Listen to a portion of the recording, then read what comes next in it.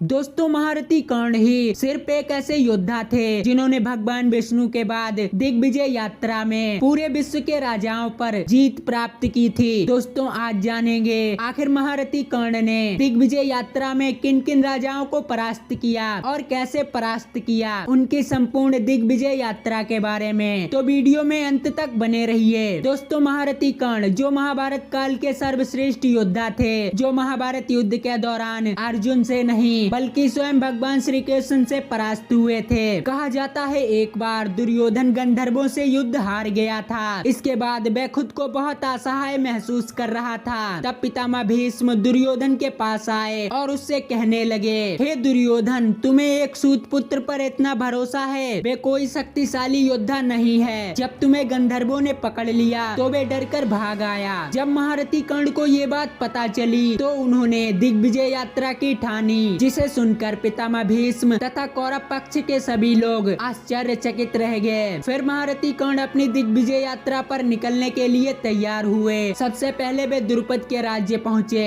और उन्होंने द्रुपद को युद्ध की चुनौती दी। जब द्रुपद को ये पता चला कि एक सूत पुत्र उनसे युद्ध करने आया है तो वे अपनी सेना लेकर कर्ण से युद्ध करने आ गए। तभी कर्ण और द्रुपद के बीच एक भयंकर युद्ध छिड़ा, लेकिन द्रुपद महारथी कर्ण के सामने थोड़ी देर भी नहीं टिक पाए। दोस्तों, ये वही द्रुपद था जिसे एक बार पांडवों तथा कौरवों ने मिलकर भी नहीं जीत पाया था, लेकिन उसे महारथी कर्ण ने अकेले परास्त कर दिया। जब ये बात हस्तिनापुर में पता चली तब पितामह भीष्म आश्चर्यचकित रह गए। इसके बाद महारथी कर्ण विजय, कौशल आदि राज्यों में जाते हैं। उनके राजाओं के साथ कर्ण का भीषण युद्ध होता है, लेकिन वे भी कर्ण के सामने नहीं टिक पाते, क्योंकि कर्ण के पास उनका कवच होता है जो इतना शक्तिशाली था कि उन सभी राजाओं के शक्तिशाली दिव्यास्त्र कर्ण के उस कवच पर विफल हो जाते थे। पूर्व के बाद अब उत्तर की बारी थी। उत्तर में सबसे पहले वे भगदत्त के राज्य पहुँचे। भगदत्त जो उस काल के शक्तिशाली राजाओं में से एक था, जिसे कोई परास्त नहीं कर पाया था। जब कर्ण ने उसे युद्ध करने का संदेश भेजा तो वे आश्चर्य में पड़ गया और कर्ण से युद्ध करने आया। कर्ण और भगदत्त के बीच भयंकर युद्ध छिड़ा, लेकिन भगदत्त भी कर्ण के सामने नहीं टिक पाया और उसने घुटने टेक दिए। दोस्तों, ये वही भगदत्त था जब महाभारत युद्ध के दौरान इसने एक साथ अभिमन्यु, भीम और अर्जुन को परास्त किया था, लेकिन कर्ण ने इसे अकेले परास्त कर दिया। इसके बाद कर्ण शल्य के राज्य पहुँचे। उस समय शल्य भी काफी शक्तिशाली योद्धा था। कर्ण और शल्य के बीच भयंकर युद्ध होता है, लेकिन कर्ण अपने तीरों की बौछार से उसे भी अपने अधीन कर लेते हैं। जब ये बात हस्तिनापुर पहुंची कि महारथी कर्ण ने भगदत्त और शल्य को भी परास्त कर दिया, ये सब देखकर शकुनी, दुर्योधन तथा भीष्म सभी सोच में पड़ गए। इसके बाद महारथी कर्ण ने सभी छोटे बड़े राजाओं को परास्त कर अपने अधीन कर लिया